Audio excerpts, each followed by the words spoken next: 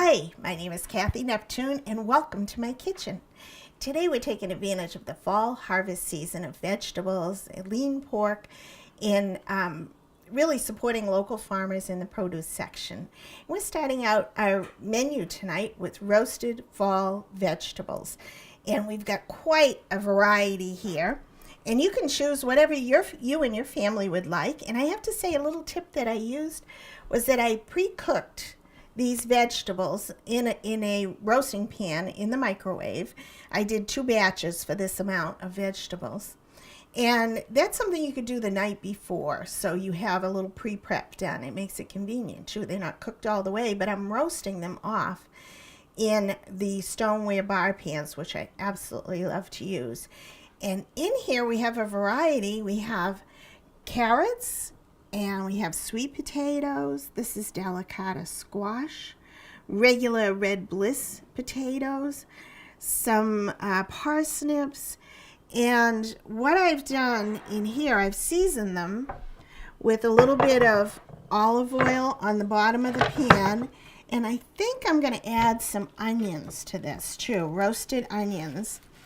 And a secret to having your vegetables all cook evenly is you'll notice I've cut them all about the same size, which will help them cook evenly, because if you don't, some will overcook and get mushy, and we don't want mushy in this recipe. And I like onion. I'm using a sweet Vidalia onion with this, but you could use red onions for color, and regular yellow onions are good too. But I did not pre-cook the onions because they cook a little faster than the root vegetables do, so you don't need to pre-prep these. And I'm going to cut them in nice big chunks. You don't have to be fussy with this recipe. This is a great technique if you don't want to stand over the stove and babysit all your veggies. You just do them this way. Pop them in the oven. I have it preheating at 375 degrees. So they'll all be done at the same time, and they'll stay warm on the stones too. So that's a good technique to have up your sleeve whenever you want veggies. I'm going to use all of these. They're so sweet and they're so fragrant. So I'm going to excuse my back for a minute while I put these in the oven at 375. And we'll probably roast these for about 20 to 25 minutes or until they're done. And for those of you who want measurements, in these combined stones, there's exactly 487 and a half pieces of vegetables in here. So I know some of you like to measure. So there they go. And we don't have to worry about those. I'll probably turn them once just to coat them with the olive oil that's on the bottom of the pan. And that's all there is to that. Now for our roast pork segment, I'm going to grab 2 pork loins here. And you want to have your pork approximately the same size and at room temperature as much as possible. And I'm going to put a little bit of seasoning on here. And I'm going to start my cast iron skillet that I love to use on the front. And we're going to get that screaming hot to sear your pork.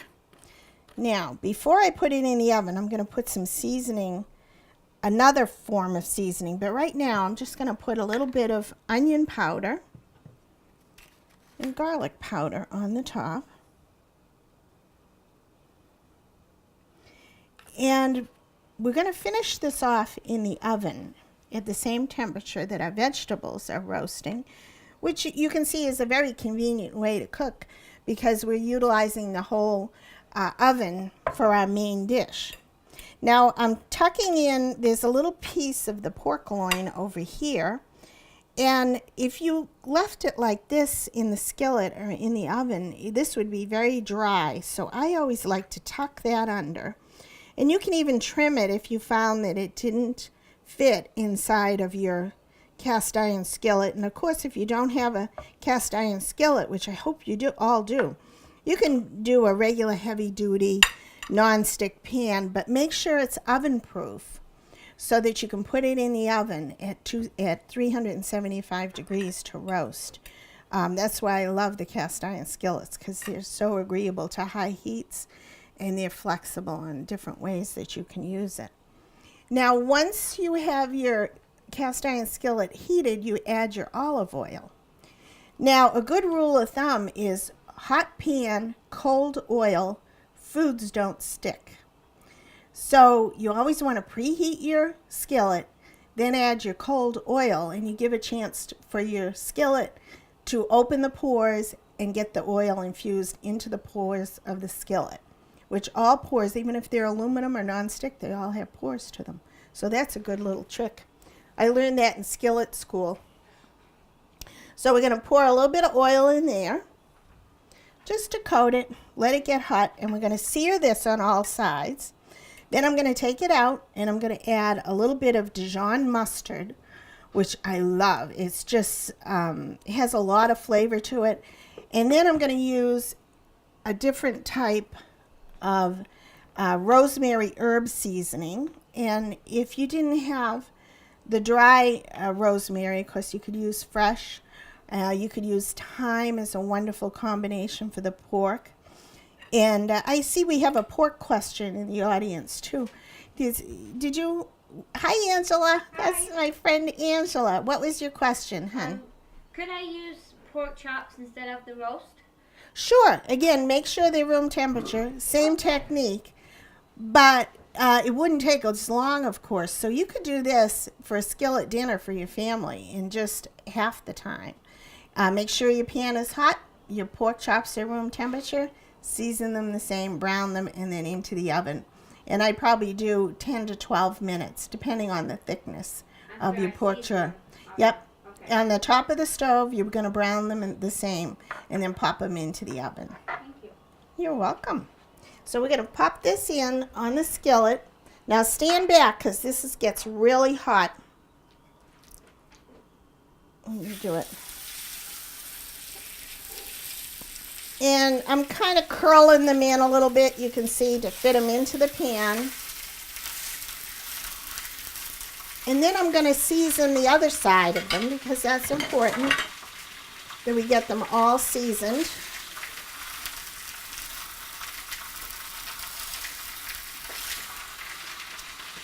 And that's our garlic powder and the onion powder.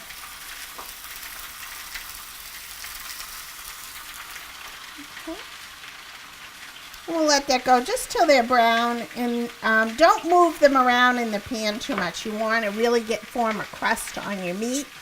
So you let it set, and when it doesn't stick anymore to the pan, you know it's got a good crust to it, and it's time to turn it, and then it goes into the oven. I'd say about 18 to 20 minutes until it's the right temp on your meat thermometer for roast pork. We have a wonderful audience tonight. Thanks for coming, guys. We have John and Faye and Ann and Angela. So if you have any other questions, I'll be glad to help you. And then inside the pan, before we put them into the oven, we're going to put some sliced portobello mushrooms. And again, I'm really big on seasoning all the different layers, so I'm just pouring some more olive oil over the mushrooms, because they're like a sponge and they soak up a lot of the flavors, so you want to really season them well. And sometimes I do this in a plastic bag to coat them evenly. So those are going into the pan when they go into the oven, and that's going to be part of our sauce that we're going to do with the roast pork. Now we're going to flip my board over. And I'm going to rinse off my knife. And when we come back, we're going to do our other course, a third course, which is going to be homemade applesauce. I'll be back in a minute. Welcome back. We're going to start working on our applesauce here to accompany our roast pork and roasted vegetables. I'm browning the roast pork on the other side. And we have another question. John, hi, do you have a question for me? I did. Why don't you use fresh garlic on the pork? That's a great question. The reason, you have to be very careful with fresh garlic because it'll burn and it gets a very bitter taste to it. So anything that you're going to put in an oven for over 15 minutes or in a roasting pan for over 15 minutes and over 350 degrees, you don't want fresh garlic because it's going to burn and get bitter. So a good substitute for that is garlic powder. So it's good even if you like the taste. You could certainly do it towards the end of the baking if you'd like. Or I suggest you press fresh garlic into your sauce and get the same flavor results that you would. But try and use the garlic powder where you can in the oven. So I'm going to show you our pork here that we've browned on both sides, like so. Look at how good that's coming. And because they're so narrow, you don't need a lot of cooking or a lot of heat. And we're going to use the pan juices to make a gravy. I'm going to put the mushrooms over the top, spread them out a little bit on the side. And remember, we've seasoned these with a little bit of onion and garlic powder and a little bit of olive oil so they won't be dry and rubbery. And those are all going to cook down beautifully into a nice pan sauce at the end. Make sure you always use a pot holder because these cast iron skillets, the handles get really hot and sometimes you forget how hot they are. So if I have them out on the counter, I always leave a pot holder on top so I don't grab them by mistake. And these cast iron skillets are available all over. So this is going into the oven. And I'm going to turn that off and move my pans around and fit this. Boy, they're heavy. And there we go. So that'll cook down and our veggies should be ready at about the same time. And don't forget, so many of you have written in and asked me how to get a lot of these tools. And you can email me with your questions. Thank you again for your comments. But I'd be happy to help you get some of these fabulous tools like the baking stone and our apple peeler core slicer that we're going to use in our next recipe. Now, we're going to slice up. We have some beautiful green Granny Smith apples. And you'll notice on a slippery cutting surface, and we've talked about this before, I just take a paper towel and I'm going to dampen it and put this underneath our cutting board, and it creates a little bit of friction, if you will, so that your board doesn't slide all over the counter and make it slippery, because that can be dangerous when you're working with sharp knives. Now, here we go. We have an apple peeler core slicer. We're going to make applesauce, and I have a green Granny Smith apple, which I like to use. And I press it in here.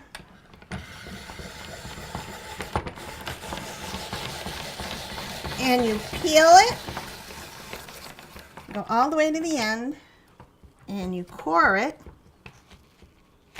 Pull it off. You can see it cores it right through the middle. And I'm going to slice it through, put it in our bowl, and it's all in slices like so. We're going to pop this into the microwave and make our applesauce. And we'll do another one. These apple peels are great. Look at this, no waste on these at all. I used to take these and put them in a little pot with some cinnamon and boil them on the stove, and they smell so good and fragrant. Oh, I see we have an apple question. Could you use any kind of apple to make the applesauce with? Oh yeah, that's a great idea. I would use fresh local ones that you have. I like the green Granny Smith because they don't turn brown as quickly as some of your other apples. Okay, I have a question. Yeah. What else could you use that peeler for? Would it peel other things besides just apples? Yeah, actually, this makes a great mashed potato. You could do potatoes on here, and if the potatoes are huge, you just cut them in half, put them on here, and it'll peel and core and slice them like this. And then what I do is I put the potato slices in a bowl like this that's a microwave safe. And I put a little bit of milk and seasoning, butter or olive oil if you'd like. And you cook your potatoes in the milk and seasoning. And you can mash them right in the bowl. They are the most wonderful potatoes. Because you can take, usually you take potatoes, put them in a pot, and you can't, in your nonstick pot, you can't take a mixer and mix them in your nonstick pot. You'd ruin it. So you pour them into a cold bowl, yada, yada. This way, you cook the potatoes in the milk, in the seasoning, mash them right in the warm bowl, and they are the best potatoes you have ever had. And I put garlic in it because I like garlic in my potatoes. You can put chopped onions or chives, even chicken stock. If you wanted to do something that wasn't fattening at all, you can certainly use non-fat half and half or chicken stock. It does the same thing. And look at how fun this would be just to make an apple pie with this size. They're all cut evenly. And you can do a nice apple tart with these as well. And it takes no time at all. And if you'd like information on how to get these, just let me know. I can give you the resources to do this. And another thing, Annie asked me about the apples, why I'm using, I could use different kinds, but I find on the green Granny Smith apples are very hard. If you have a soft core apple, sometimes they come off the machine because the core is too soft to stay on. So again, I like the green Granny Smith because they're a sturdier apple. And this device too has a mechanism where you can move this to the side if you didn't want to peel it. So you could do just slicing it. So I'm going to take all of these. I think that's good for now. And this is our little tool time segment because I love this time of year. It's so fun to use. And I find fresh applesauce is so delicious. Or like I said, if you want to get into making pies, this is the way to go. So we're going to take and measure exactly, approximately that much. These apples are very tart. And we're going to pop this into the microwave and cook down our applesauce.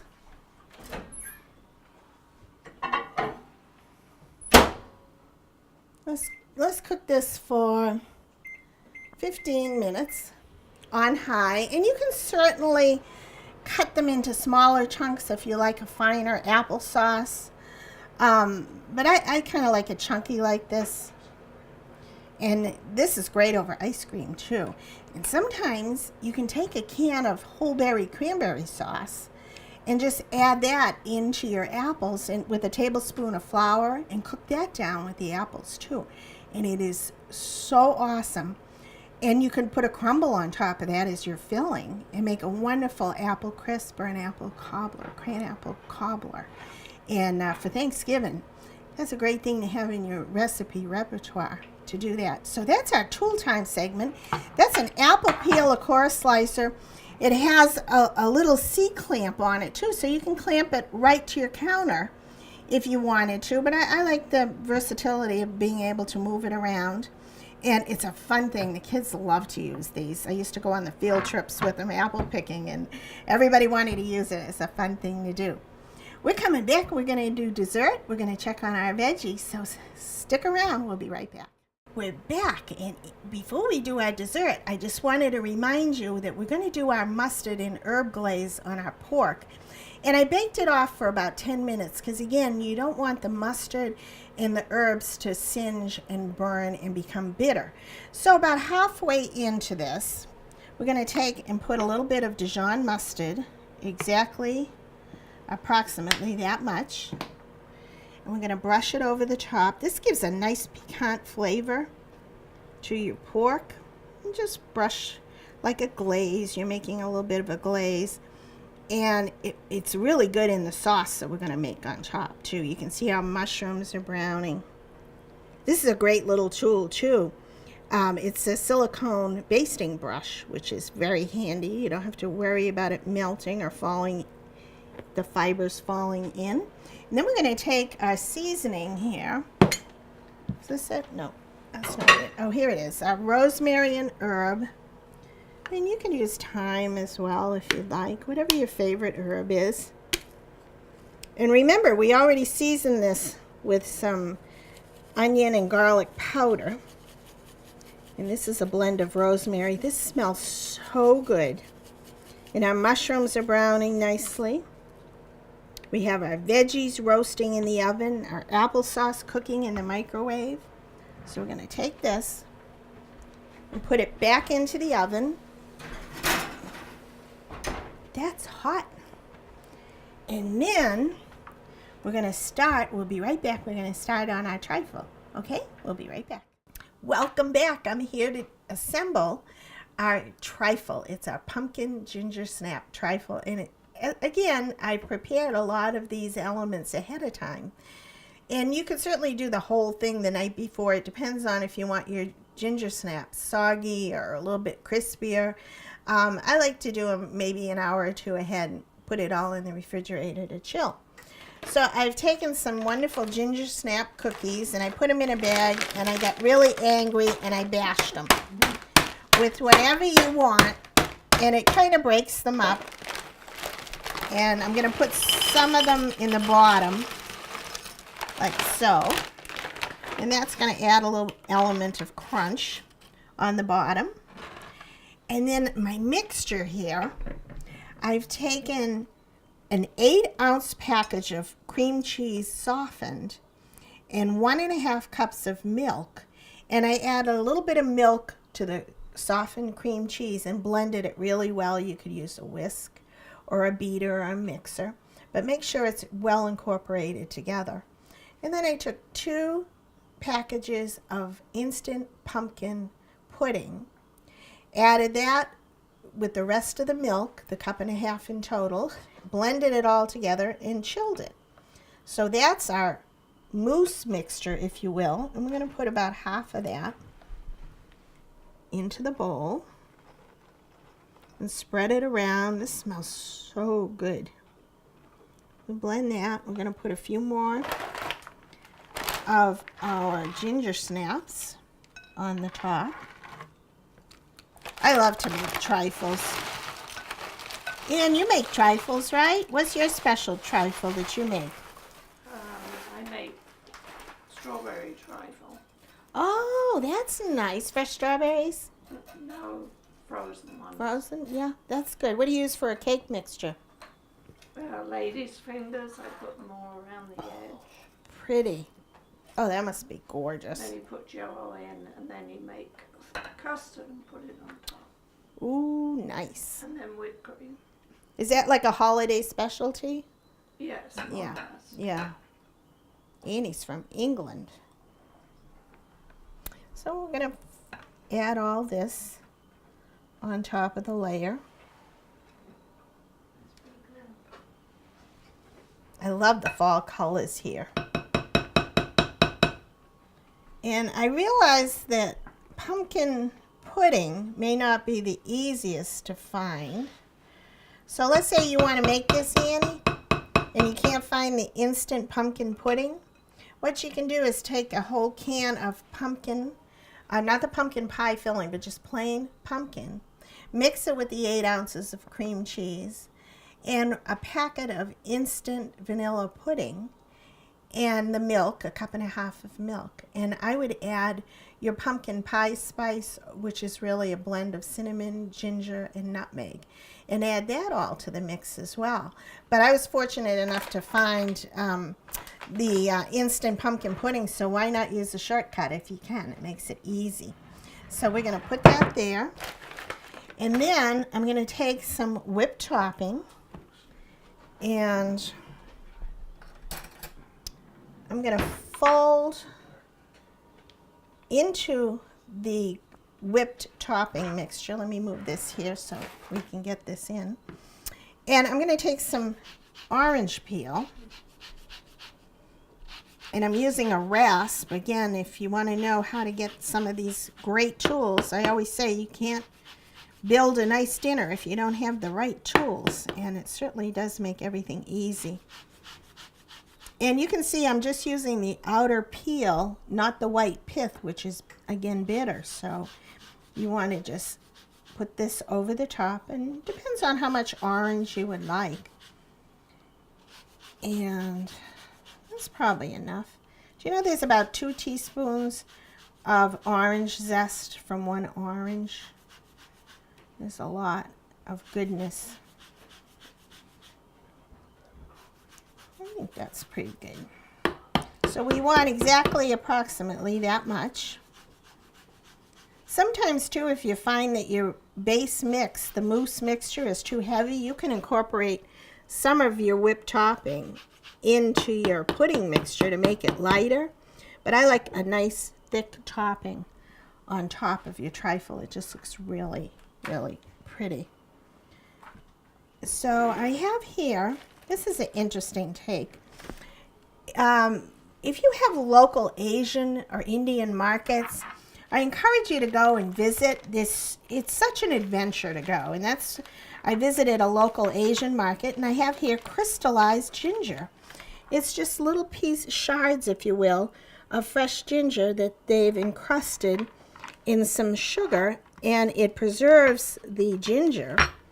And you can have it in your cabinet ready to go. And I just like to cut it up, chop it very finely. It's very sweet, and this is so good for you. If you have a cold or a sore throat, this is so good with some honey and lemon and crystallized ginger. It's just fabulous. It's good for you, and it kind of rejuvenates you in the cold winter months, and we know how that goes. So we're going to put that in there. And you don't have to be too fussy with it, but the smaller the pieces, and of course you can put this in a blender if you have a small hand blender, but I just like to do it all by hand.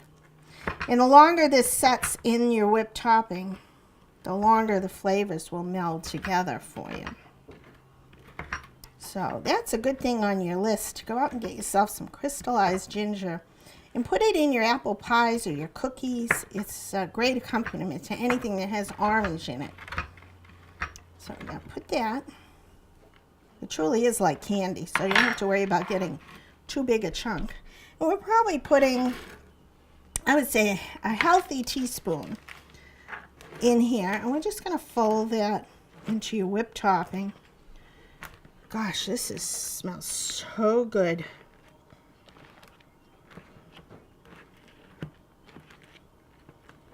And then I'm just going to put little dollops. I'm going to take my trifle here. I'm going to get a bigger spoon. Put that over the top.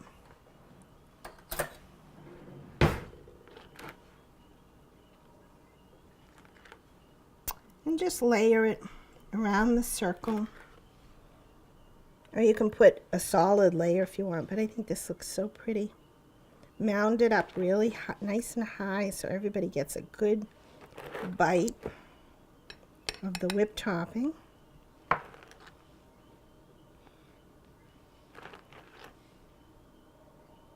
How pretty would this be to bring to a nice dinner for a friend?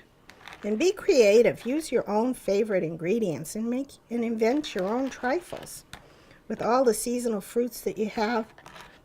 You can use cake, or like Annie said, use the lady fingers on there. It would be absolutely fabulous. And so everybody knows that it has ginger snaps in it. I put a little cookie.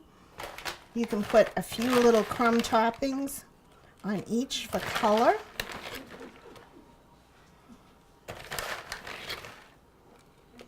And we can put it in the refrigerator just to chill. I wouldn't let this set out too long, especially if it's a warm day. But you bring this out as a finale to our wonderful pork dinner.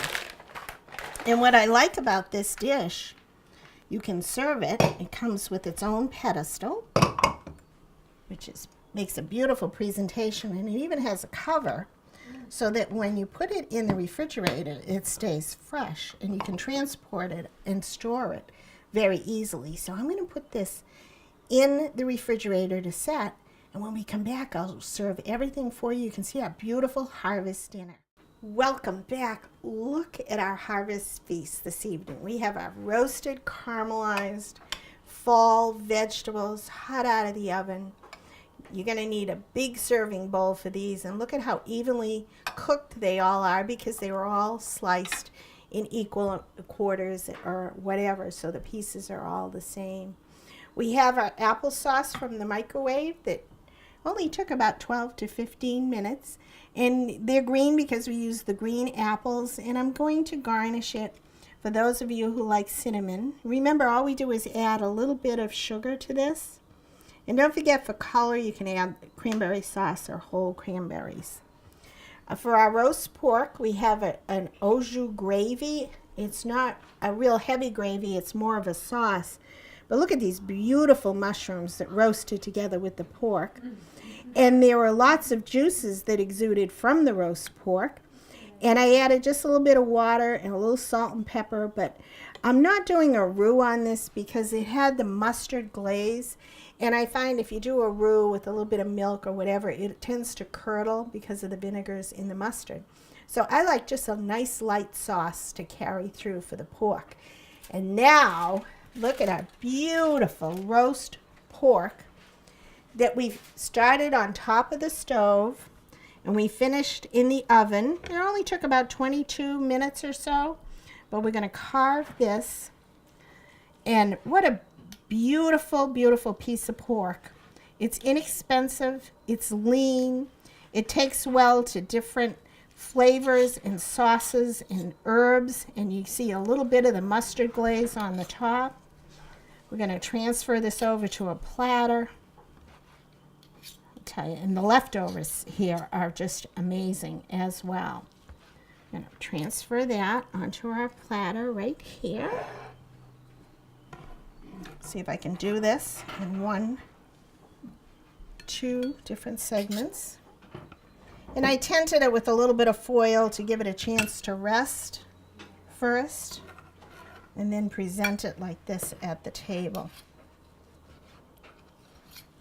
And when you roast it off like that, when you brown it first, you're going to find that your pork does not dry out because it kind of steams itself in the juices in the pan, in the oven, kind of bastes itself.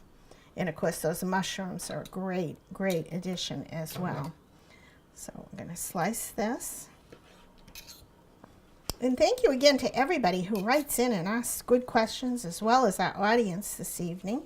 It's always fun to learn new things, and I learn things from everybody who writes in with your suggestions or your ideas. So thank you very much. I appreciate all your input, suggestions, and comments. It's so fun.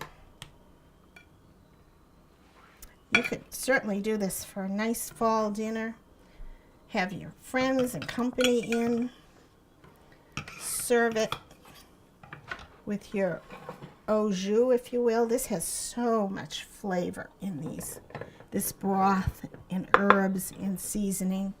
And don't forget our beautiful English trifle that we're going to serve for dessert. And I hope you try this for your family and friends.